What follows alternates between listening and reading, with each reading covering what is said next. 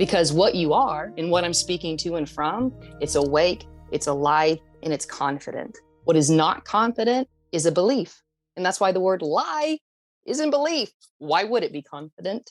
Constantly in doubt, but what you are is not. And that's hearing these words, maybe the body lights up. Maybe there's like an, oh my God, yes, obvious, yes, isness, beingness speaking to itself. You know this, you are this. It's completely intuitive. This will disagree. So what? Definitely. So what? Sometimes people will come to me with a whole story about why this isn't it. And sometimes the only response to that is, so what? Okay, cool. Yeah, or cool. Yeah. Let's go grab a bite. Yeah. Let's get some cheesecake and still see if you have a problem. Yeah. Right.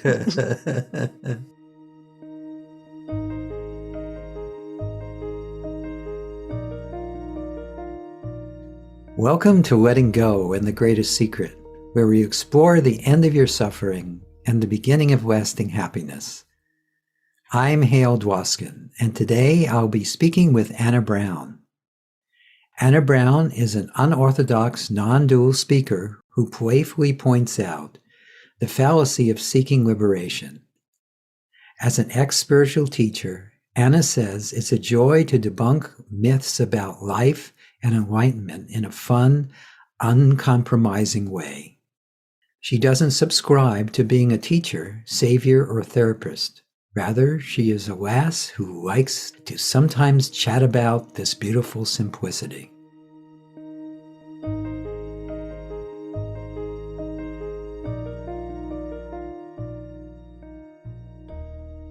Can you tell us a little bit about Anna Brown before the sense of a person dropped away? Well, I have to first state this is just a story and it's no more real than Alice in Wonderland. But I used to be a spiritual seeker.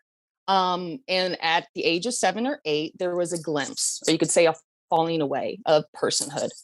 I didn't know what that was because I was raised Catholic, but you could say that glimpse was like a catapult into seeking. Yeah. Yes. So I was looking into religion, therapy, spirituality. But something within knew that this was very simple, that this was already heaven. It was easy. It was available to all. But what seemed to arise here was conditioning of unworthiness and ought tos. And so what would seem to arise is little like short outs or belief systems would come up and go, oh, you need to try to get back to this, study this, practice this, reach this. And then beliefs would seem to drop. And there would be the clear seeing, some call awareness, or the impersonal seer that would say, you're home. Everything else is lies and illusion. Mm-hmm. But you could say through the whole apparent story of Anna, there was a dance between just the dropping of isness and beingness, heaven, and then trying to find it again. But that's a paradox because heaven was biting its own tail the whole time. So long story short, I did the whole spiritual path only to end up right where I was. Yeah. Yes. That seems to be a universal thing when someone has genuinely recognized what they are, or some would quote that, but there is a recognition that it's what is already. It's yeah, that's quite universal. Yeah. Mm-hmm. And so I know that when you speak, it's just spontaneous. It's not pre-planned. So, however, I'm just going to ask you, if you were about to start a Zoom meeting now, how would the message come out in this moment? So just let's see what comes out. Just to give people who don't know you a basic overview of how you communicate this. Oh, well, in a nutshell, you are heaven in disguise in everyday life. This is home, but we're sold. You're broken. You fell from source. You fell from heaven. You have karma. You have sin. You've got shadow.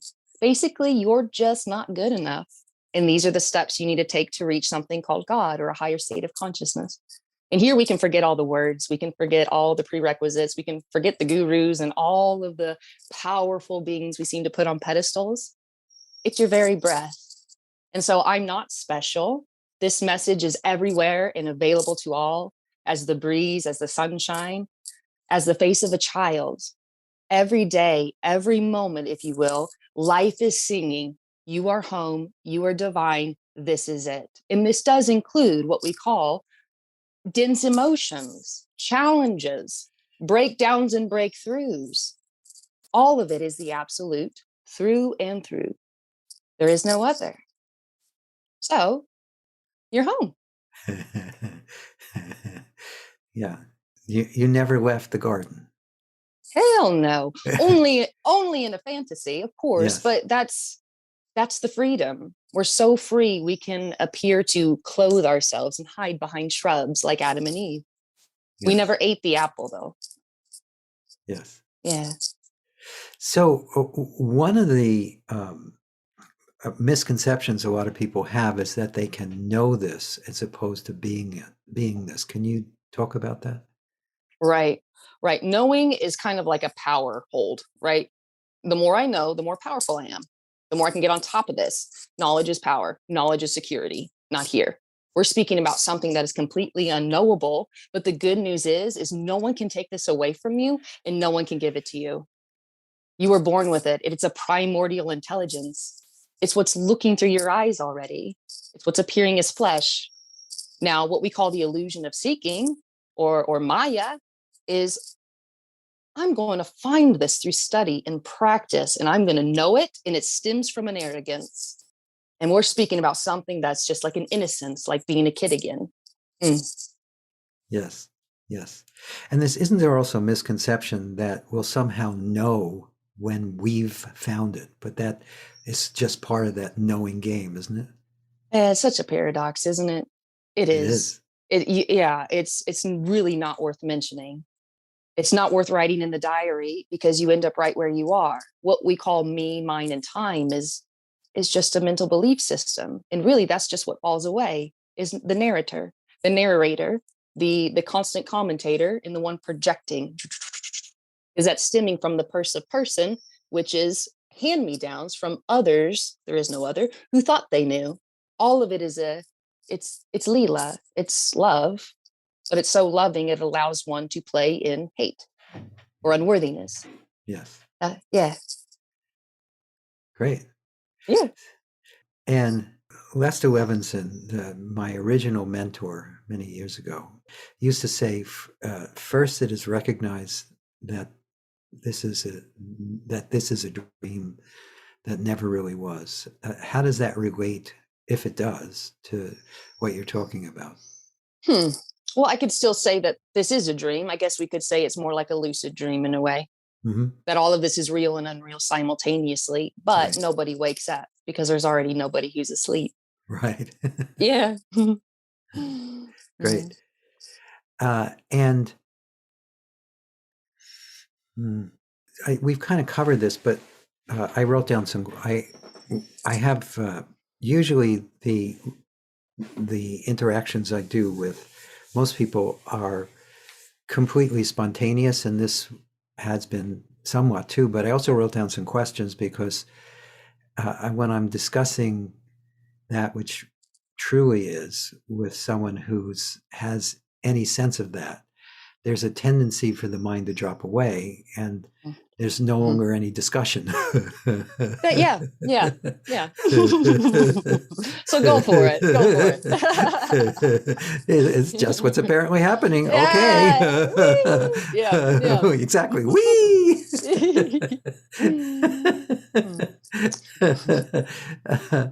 So does the things that we do on the path, well, we don't actually do anything, but the things that appear to have happened on the path have any bearing at all on this that truly is?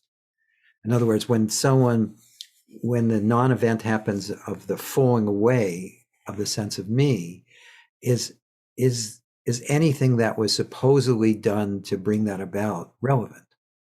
Absolutely not. It's kind of like waking up from a dream where it seems like, oh my gosh, I was doing all of this work and I was trying and and you wake up and you're like, wow, it's like a mix of it is and it isn't. It happened and it didn't simultaneously, but it didn't lead to this. Because the dream itself, all of this itself is, let's call it awareness, let's call it oneness, let's call it freedom. You are everything and nothing. So that's why movement can't bring you closer, because you're everything. You can't get closer to this when it's singular. So movement's an optical illusion. It's a trick of the eye. But of course, that still goes on. The show still goes on. The waking dream, you could say, still goes on, so to speak. These are all words. They're never going to get it right. So we can relax about that part, right? Yeah. Definitely. Holy crap. Yeah. So, yeah, it's a chop wood, carry water. It's very ordinary, very natural. Because a lot of beings have this misconception, like we run through a finish line. It's like, oh, I can just sit on the couch, kick back and do nothing. It's like already there's no you. Already there's no me. So being a nurse goes on, being a mom goes on, apparently, cleaning up dog poop goes on, apparently, because already you aren't there. You aren't doing it. So why would anything change? But what can seem to arise, because the nervous system finally relaxes, is there's chopping wood and carrying water, so to speak, but without this mental heaviness of, I shouldn't be doing this. If I was enlightened, I totally wouldn't be a mom, or I wouldn't have to chop water or do laundry or pay bills. All of that collapses because already you are heaven in disguise in ordinary life. I like that. Heaven in disguise. Yeah, we're incognito. Right. Last place you look, right? Yeah. Right. Isn't that always the case? Even in the supposedly material world, even though that's an illusion, that often the last place you look is the place that it was always hiding in plain sight. Totally. So, yeah. And that's I guess that's the cosmic joke, huh? Yeah. Totally. But it's not funny until it is. Yeah. Right. Oh, it could. Otherwise, it's very serious. Yes. Apparently serious. Yes. Oh, totally. Yes. And so, talk a little bit about or if you would, your take on the illusion of owning and knowing. How does that relate to what you talk about? Well, freedom appears as a person. And in that experience, because being a person, it's all about a personal experience. It's about ownership. How much can I own? Really, the whole path of spirituality is really just consumerism. Right. And so that seems to dwindle. Now, obviously, the appearance of being a consumer arises, shopping, those types of things go on. But this idea that you need more to be divine totally is gone. It's because those ideas were fed to you. Even the word divine was fed to you. What's that even mean? Right. Yeah. Innocence is what we're speaking about. What you are before you were told to be something else. Yeah. It's a gentle sweetness. It's so simple and it's available to all right now because it's appearing as all. Right. Yeah. Right. Definitely. Mm-hmm.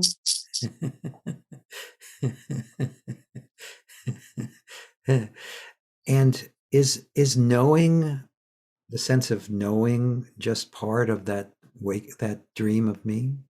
Oh, knowing still arises, like knowing where you parked your car, knowing your address, knowing your social security number. None of that stops. So the unknowable appears as knowing. Infinity appears as finite knowledge because it's fun. It's the play. But the finite knowledge can never know infinity. It cannot look back at itself. In other words, the pupil of the eye or the retina cannot look back at the eyeball itself. It is one, it is whole. So what we call the ego or the mind or person is already absolutely perfect and whole. And that's being in the world and yet not of it. Yeah. Yes, definitely. Definitely. And is there free will or predetermination, or are both those illusions? Well, they arise in the story of separation. So free will only seems completely concrete when you were there having an experience on a path. That's where all the stress, turmoil, guilt, shame, and insecurity arise from. I did something wrong. I did that, and you did that. Now we all create morality and rule books and prison cells for us to try to figure out why behaviors are appearing this way. But if there's no one, who do we blame? And if nothing is, who do we point the finger to? And so cause and effect lose its grip, whether drastically like that or seemingly like an apparent process over time. But guilt can only arise with the owner, which paradoxically is the absolute appearing as an owner, as a person, until that dissolves. That's Right. freedom. Yeah. Right. And isn't freedom already what is, even Yeah. if it appears to be other than that? Yeah, absolutely. I mean, we're so free we can play in the game of unworthiness. We are so free we can play in dogma. That's how free we are. Until we see, my God, I don't need that. It just ends, whether quickly or seemingly like a process over time. But the process is an appearance. Yeah. Yes. Yes. Some people have a, I don't know if this has been your experience too, but some people, it's a sudden dropping away and that's it. But for many, there's tastes. Yeah. And then a apparent back and forth, which is still part of the story until it stops. Yeah, of course. Yeah, that arose here. There was quite a tango from the age of 7 on. And some beings can look at that and go, oh my God, that's so great. No, it's more of a curse, to have that. Yeah, that's what yeah. So for this, it was a tango. For some, it's just juke. Yeah, but neither one is right or wrong or better or worse. Yeah. Yeah. Some dive into the pool really quickly. Some like to slowly get in because it's a little chilly. Each their own, Yeah. Yes. Absolutely. Skinny dip, yeah. Good. So, but is there even a pool to get into, or anyone to get into it? So, well, as long as there's form, we're going to speak in duality. Right. As long as we open our mouth, there's going to be that. There's going to be the ping pong. There's going to be the ping pong. Yeah, of course. No, but there doesn't have to be that. But obviously, that does arise. That's why the conversations appear like this, because there does seem to be that play of either a quick or slow undressing. Yeah, to realize there's no one there. Right. Right. Yeah, it takes so many different forms and flavors, doesn't it? Yeah. But that's the freedom of it. It's a shapeshifter. It's just, that's why there's no poster child for enlightenment or liberation. There cannot be. There's no shoebox. In fact, there's no box at all. Right. Because this is already liberation. So, hot dog. Yeah. And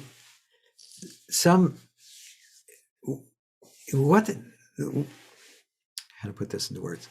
Is there a qualitative difference really between before that dropping away and after? Okay, so you could say that nothing changes, but there seems to be a transformation, because now what seems to not arise is the energetics of seeking. So I can only share what seems to stop or has softened here, which is neurosis, things connected to the personal story of time, trauma, insecurity, right? Depression, these types of things that the character of Anna seemed to have as a conditioning are no longer arising. Even, we could even say that when there was the appearance of a path in seeking, doing meditation and therapies and mantras, there seemed to be a dwindling of neurosis, but I had to stay on top of it. Constant micromanagement, constant trying to control. And what we're talking about here is the seeing through that none of it was. The past or the future never was. So that whole guilt starts to just dwindle, soften, or completely collapse in an instant, because there is no time. And that's when we can see miraculous healings, beings walking out of wheelchairs, beings opening their eyes to see, miraculous, what we call healings. Yeah. And I just had a question that's gone. That's why I wrote things down. Isn't that funny? So basically, this, however it's being experienced, this is already freedom. No matter how it's being experienced, it could be experienced as extreme pain or extreme bliss. It doesn't matter. That too is already freedom or already liberation. Wouldn't you agree? Right, but it won't ever be to a belief system or a mind. To a mind, pain needs to end, sorrow needs to end. Something needs to be altered before I can be free, Right. because the person has a fantasy of what freedom is, and it's never this. Isn't that the biggest thing? It can't be this. This is already here. I need to be in Ah, search for something. yeah, but how can you want what already is? Right? And the whole drive is in time. I have Right. to want what's tomorrow, which is hope. And hope's a beggar. And now we have the whole play. Right. Yeah. Yeah. So I just got this image of it's the play, the stage, the lights, the audience, all of it is already that. Yeah. Yeah. But it never will be if there's a roadmap. It never will be if there's a sense of separation, because in the sense of separation, I am here, you are there. This is concrete, this is real, and it's very important and serious. And we're not trying to change that. That's the absolute playing with itself, literally. Yes. Mm-hmm. Definitely. Mm-hmm, mm-hmm. And I will say too, though, is that within form there will always be, let's say, the apparent opposites of light and dark, hot and cold, uh, sorrow and happiness. Those will always appear. Natural emotions still arise; they don't end. Mm, yeah. Yeah. So isn't the main difference just any sense of ownership or any sense of taking delivery of Yeah. what's arising? There's Yeah. Yeah. You could say when an emotion arises, there's always something needs to be done with it, right? Like, oh, this is saying something about me. Maybe I didn't meditate long enough. Maybe I got a chakra that's blocked. Maybe my karma is just really stacked up against me today. There's a story around it, rather it just being an innocent emotion, like a weather pattern in the sky, And I like to see characters like continents or countries or states. And those types of locations will have different weather patterns. And who are we to judge that? Some are a little hotter, some are a little colder. You know what I'm saying? And so that's the diversity of this. That you could say everything is bliss, and that's what allows fear, or the diversity of sadness or anger. It's tasting the rainbow, if you will. yes, yes. Yeah.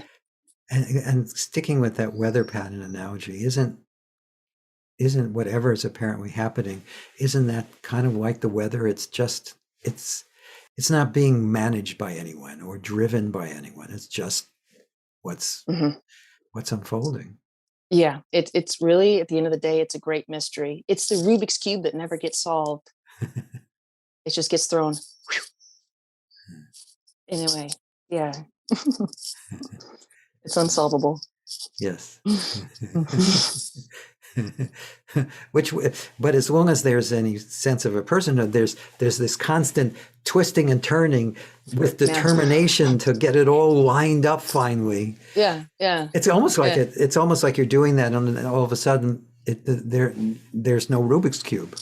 No, totally. It's just zoom. Whoa, like my walls are blue. I didn't ever knew that. It's like there's just an immediacy. It's a collapse into an immediacy or an intimacy with what is. Yes. I like to say it's almost like an inability to look away. Hmm. Yeah. Well, there's no one to look away. There's no one looking. Yeah, but they're still seeing. They're Of course, yeah, seeing. yeah, Yeah. yes, yes, Yeah. yes, yeah, yeah. Mm. I Yeah. know one of the biggest places people get caught, Mhm. I've noticed, is that they think they know what this is about, Oh and yeah, they no. think it has to look a particular way, because for eons there's been so many different ideologies and ways of describing this, all of them with an ism to it or dogma to it or right and Mhm. wrong to it. And Mhm. so it can't be like this because it doesn't fit Yeah. all those messages. Mm. Yeah, you could say this isn't a teaching, just tapping you on the nose, really.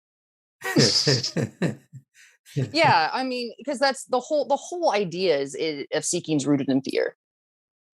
Dogma sells fear. Even spirituality sells fear. Even the most beautiful spirituality still sells fear. You are not enough now, and it's all bullshit. Right. Yeah. Because what you are and what I'm speaking to and from, it's awake, it's alive, and it's confident. What is not confident is a belief. And that's why the word lie isn't belief. Why would it be confident? It's constantly in doubt, but what you are is not. And that's hearing these words, maybe the body lights up. Maybe there's like an, oh my God, yes, yes, obvious, yes, isness, beingness speaking to itself. You know this, you are this. It's completely intuitive. This will disagree. So what?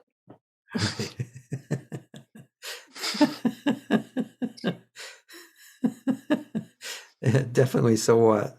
I find myself, sometimes people will come to me with a whole story about why this isn't it. And sometimes the only response to that is, so what? Yeah. Okay, cool. Yeah, or cool. Yeah. Let's go grab a bite. Yeah. Let's get some cheesecake and still see if you have a problem. Yeah. Right.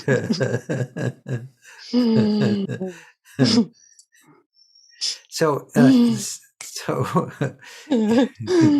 okay. We got the case of the giggles. That's okay. Yeah. So there, I'm sure you'd agree with this. There's nowhere you need to go and nothing you need to do. First off, because there is no you, but to be what you already are, or for what is to be as it already is, right? No, right. Totally. We're speaking about something that's completely natural, ordinary, and authentic. It's just what you are without the ideas of who you should be.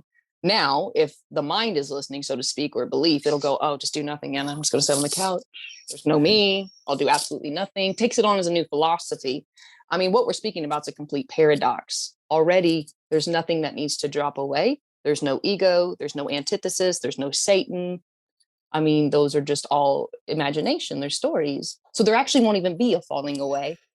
But it seems that way when we go into talking. But what I'm really saying is right now, how you are and what's appearing is it. Whether there's tight muscles, deep relaxation, you got a cold going on. All right. That's life appearing as that. That's freedom. The greatest news, you don't have to move or shift or change, but obviously movement is appearing. Look at us moving, even the cells, the blood, the heart. Yes. Holy moly. Yes. It's very active and dynamic. Yeah. Yes. Speaking of that, a lot of speakers talk about how this is all just a dance of energy. Right? Would you agree with that? Oh, I like the dance. Yeah. Dance is a good word for sure. And I mean, if we're talking true dance, like in the sense of spontaneity, not choreographed, where there's the music and you're in the kitchen and you're just raising the roof and you're like, no one's there. Yeah, absolutely. Exactly like that. You don't know the next move. The cadence is just carrying you. Yeah. Right. Yeah. Yeah, life definitely is not choreographed, is it? We're just hoping it will be. Yeah. Well, funny enough, choreography can appear in it if you're in a dance group, that is, right? Yeah, of course. Yeah. Totally. That's the magic of this. Yes. Yeah. It can appear as a dance group. Yeah. Right. Or it could appear as a military group too. I mean, totally. Yeah. I mean, it goes all flavors. And the character doesn't have to agree with it either. That's the beauty of this as well. Preferences are there and disagreements and opinions. Oh, but where do the opinions come from, Anna? Nowhere. How does hair grow? Yeah. How does the grass grow? Yeah, it's just what's arising, but there's no owner. And that's what a lot of people get stuck on. Well, Anna, I still have a preference. I still like coffee. I still want to go to yoga classes. I still want to dye my hair and buy clothes. Well, yeah, why would those types of character traits change? What drops is the guilt around them. right. Yeah. Yeah, nothing needs to change. What is.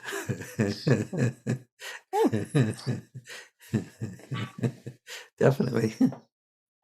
Change appears. Obviously. Constantly, yes. Yeah. Is there actually even a mind? No. But as long as we're talking and someone has a question, yeah, we go into that. But there is no mind. We have no mind. We have no ego.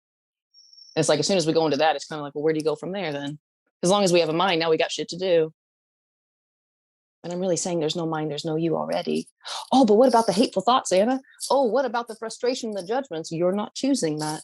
And judgments can still arise in preferences. There's a loosening with it. There's no guilt. Oh, because now the rule book's gone. You're not a sinner. There's no such thing. But there are no saints either, No, right? no, but it appears within the form, of course. Yes, yes. Yeah. But you could say within the dream, the whole idea is I'm broken, lack, sin, karma, whatever word you want to use on it. Yes. Yeah. Because sin really just means missing the mark. Yes. Something's off. Yeah. But even that, yeah. Isn't there no mark to miss? There isn't. But as long as they're seeking, which obviously there appears to be, that's why the conversations arise like this. Someone's going to listen to this. There's an idea in a storybook, whether it's rooted in Christianity or spirituality or therapy, of I need to change and be altered. Man, some of the stories are really heavy and some are light, Yeah. That's so funny. I think it's because of your Christian background, but I just heard everyone's actually altar boys and girls, but it's alter as in continuing trying to alter what is. Yeah. No, true. Yeah. Not standing at the altar, or behind the altar. It's no, yeah, wordplay. I like that. No, truly, it's constant alteration. Yeah. Yeah. We're in a constant remodel of a house that doesn't exist. Yeah. But funny enough, remodeling does appear. Yes. No, the remodeling is very busy. Yeah. Oh no, I mean like actually remodeling a house may appear. Oh yes, absolutely. Yes. Yeah, of course. Yeah. And I go further to say too that the character may be inspired, let's say, to start exercising, right? Or train for a marathon. All of those things can still appear. I don't it's just so natural. So training, going to school, studying, all of these things arise. It's just, it doesn't bring you closer to this. Right. It's the fulfillment. I like to see it like branches of the tree, just branching out. It's an extension of the fulfillment you are already. Mm-hmm. Yes. So is there anything else that often comes up in your conversations with people that you think would be helpful to share? No, nothing's popping up. Yeah, there's not much unless there's a question. I mean, most beings have the same question. How do I get to where you are? That's fun. Yeah. Yeah. You can't. You're already home. This is directionless. So it's just holding up a gigantic mirror, which can be very uncomfortable, of course. Yes. Mm-hmm. Well, that's isn't it only uncomfortable when you think you're seeing a reflection? Mm. Or if there's some beliefs being strung, that can be a little disheartening. Yeah. Yeah, definitely. Again, these interviews vary a lot in length because often the more direct the message, the less there are words. Unless there's anything that needs to be said. No, you're right. Yeah. You're right. Yeah. Well, just in case, is there anything else you want to add? We'll just see if anything comes out. I've pretty much covered it all. You're home. Yeah. What you're looking for is what's looking. Can't get closer to it. Right. Yeah. I mean, we can tap dance all day with different words and, angles, but it's really the same thing in a different sentence. Repackaged. Yeah. Same if you go to my YouTube, it's the same non-message, really, same reflection, just it comes from, different words appear. It's funny though. It's literally the same thing. Yeah. Right. And different backgrounds. Chicken coops and... yeah, you're right. Yeah. Yeah, absolutely. By the way, did you move yet? Not yet. Next Friday. Oh, congratulations. Just You're about almost there. Just about. Yeah, just about, man. We're in the process. Yeah. Mm-hmm. Thank you, though. Well, good. So how do people get in touch with you? Well, if you go to my website, wonderfullynothing.com, there's links to Patreon, my email's on there. You can book a session there with me. Also on YouTube, you can search Anna Brown. And under every YouTube video, you can find contact links for me. So there you go. Perfect. Yeah.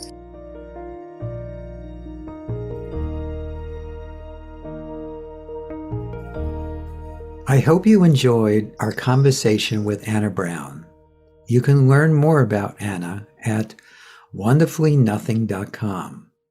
That's wonderfullynothing.com. If you've enjoyed this podcast, please subscribe so you have immediate access to future episodes. Please give us a 5-star rating and share it with the people you care about. If you'd like to learn more about my work, my mentor, Lester Levinson's work, and the Sedona Method, please visit www.sedona.com. As you explore our site, you'll learn the key to lasting happiness, success, peace, and emotional well-being.